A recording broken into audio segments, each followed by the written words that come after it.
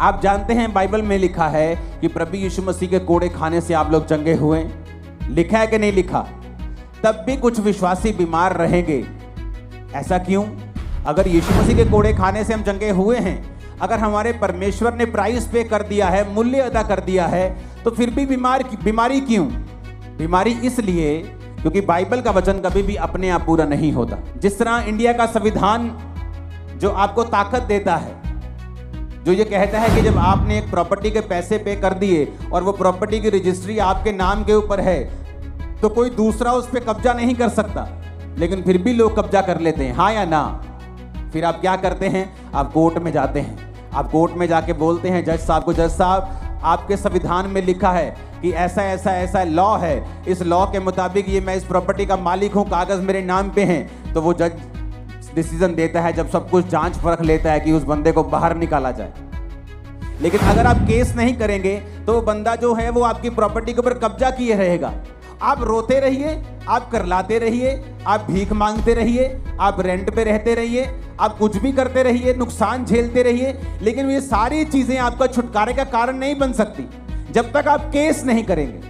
उसी तरह से आपको परमेश्वर के वचन जो बाइबल में लिखे हैं अपने आप से कभी भी पूरे नहीं होंगे जब तक आप इन वचनों को लेंगे नहीं। जब 2005 में बीमार था, जब मैंने आपको अपनी पहली बाइबल दिखाई थी, तो वो कहीं कहीं से काली है, कहीं कहीं से वो येलो है। क्यों? क्योंकि मेरे सिर पे जब मेरे को मेंटली अपसेट के अटैक होते थे तो बहुत सारा अनॉइंटिंग ऑयल मेरे सिर पे लगा रहता था। तो जब वचन मेरे सामने आता था, जहाँ हीलिंग होती थी, जहाँ कुछ छुटकारे का वचन होता था, तो मुझे रोना आता था और मैं बाइबल को पकड़ के ऐसे सिर पे लगाता था, वो तेल लगता था पेपर्स के ऊपर, वो काले हो जाते थे। तो मैं प्रभु से पूछता था कि परमेश्वर तेरे वचन में लिखा हुआ है, मैंने थोड़ी लिखा है, ये वचन मैंने थोड़ी बनाया है, तेरे वचन में लिखा हुआ है धर्मी का वंश बचाया जाएगा, तेरे वचन में लिखा हुआ है कि तेरे कोड़े खाने से मैं चंगा हो चुका हूं, तेरे वचन में लिखा हुआ है, अब ये तेरा वचन मेरी जिंदगी में पूरा हो। अपने आप कुछ नहीं होगा। पेंटिकोस्ट के दिन चेले प्रार्थना कर रहे थे। क्या प्रार्थना कर रहे थे? जब पवित्र आत्मा उतरा, मैंने लोगों को पूछा, मैं लोगों को पूछता हूं क्या प्रार्थना कर रहे थे कि पवित्र आत्मा उतरा? कहते जी प्रार्थना कर रहे थे कि परमेश्वर तेरा आत्मा उतरे। मैंने कहा ऐसा तो नहीं लिखा बाइबल में। वचन कहता है, उन्होंने पुराने नियम का वचन निकाल के योएल नबी की पुस्तक निकाली और कहा प्रभु तेरे वचन में लिखा है अंत के दिनों में तू अपना आत्मा सब मनुष्यों के ऊपर उंडेलेगा। अब तू अपने लिखे हुए वचन के अनुसार अपना आत्मा दे।